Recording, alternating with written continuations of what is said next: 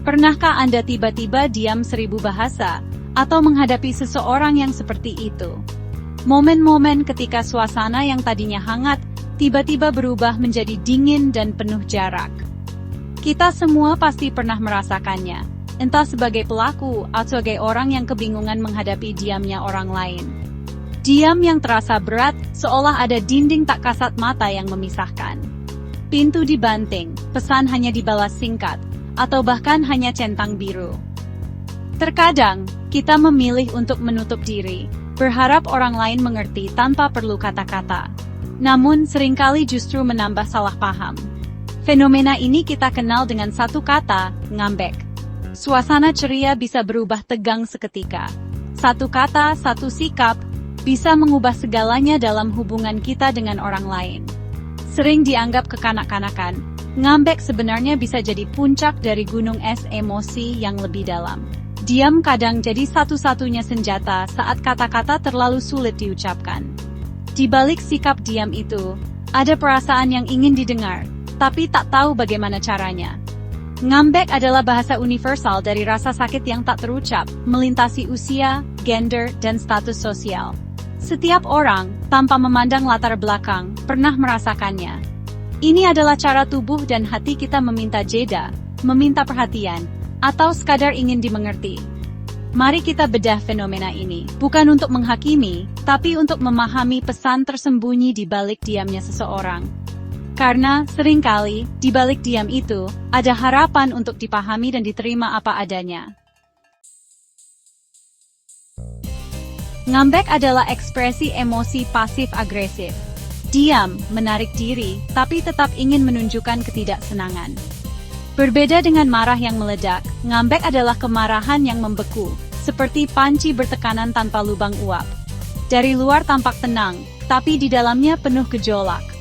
Ini adalah komunikasi tidak langsung, berharap orang lain peka tanpa diberitahu.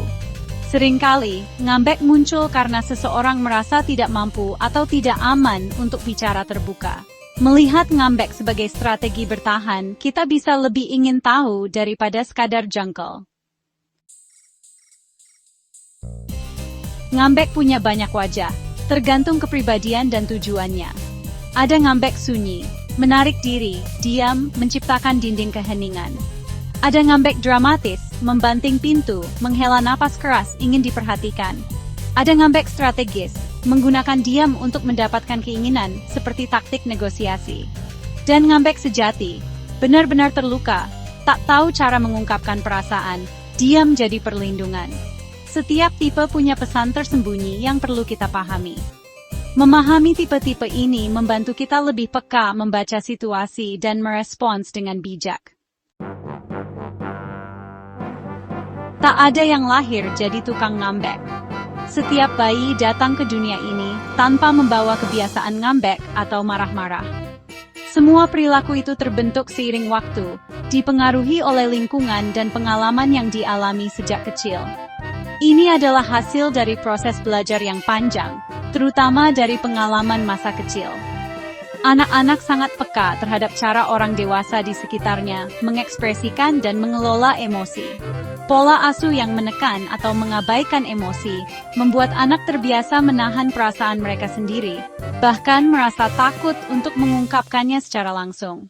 Akibatnya, saat dewasa, ngambek sering jadi satu-satunya cara yang dianggap aman untuk mengekspresikan ketidaksetujuan atau kekecewaan tanpa harus berkonfrontasi secara langsung. Kurangnya validasi emosional dari orang tua atau lingkungan juga sangat berperan dalam membentuk pola ini. Anak yang sering dianggap cengeng, berlebihan, atau diledek saat mengungkapkan perasaan, tumbuh menjadi pribadi yang ragu untuk terbuka dan jujur tentang emosinya. Akhirnya, ngambek menjadi cara untuk menguji apakah orang lain benar-benar peduli, atau sekadar reaksi spontan untuk mencari perhatian dan pengakuan. Kebutuhan akan perhatian, rasa aman, dan harga diri yang rendah juga bisa memicu ngambek sebagai strategi bertahan hidup secara emosional, terutama saat merasa tidak didengar.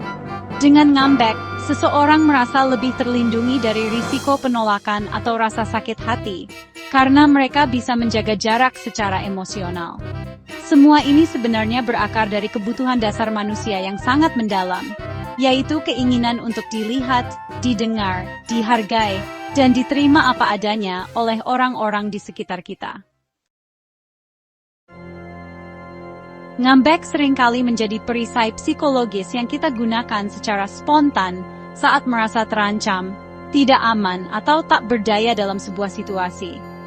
Ini adalah reaksi alami untuk melindungi diri dari rasa sakit emosional, terutama ketika kata-kata terasa terlalu berat untuk diucapkan atau didengar.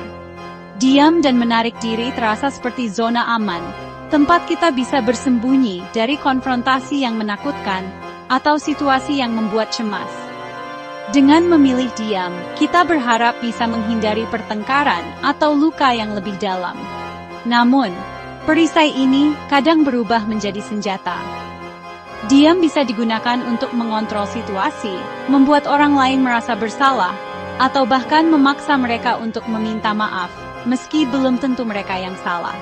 Kebisuan menjadi alat yang kuat untuk mendikte suasana hati di ruangan, menciptakan ketegangan, dan tanpa disadari, bisa menjadi bentuk manipulasi emosional yang memengaruhi hubungan. Di balik sikap diam itu, hampir selalu tersembunyi luka batin, rasa takut akan penolakan, dan keinginan untuk diterima apa adanya. Seringkali, ngambek adalah jeritan sunyi dari hati yang rapuh. Sebelum menghakimi atau menuntut perubahan, cobalah pahami kerapuhan dan kebutuhan akan pengertian yang tersembunyi di balik perisai diam itu. Empati bisa membuka jalan menuju komunikasi yang lebih sehat. Mengkritik tanpa empati hanya akan mempertebal dinding kebisuan, memperjauh jarak, dan menambah luka yang sudah ada. Menghadapi orang ngambek memang menguji kesabaran, tapi membalas dengan emosi hanya memperburuk keadaan. Tetap tenang, beri ruang dan tunjukkan kepedulian tanpa memaksa. Ucapkan, aku di sini kalau kamu mau bicara. Beri mereka pilihan, bukan tekanan.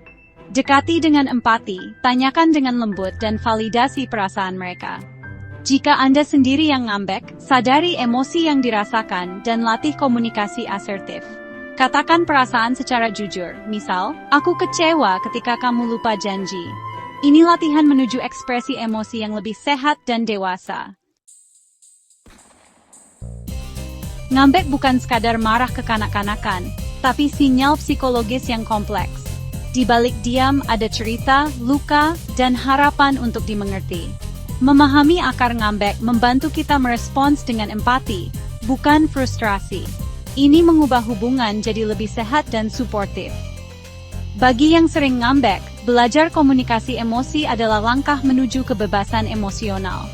Setiap kebisuan adalah harapan untuk didengarkan. Setiap penarikan diri adalah keinginan untuk didekati. Dengan membaca sinyal ini, kita jadi manusia yang lebih bijaksana dan penuh kasih.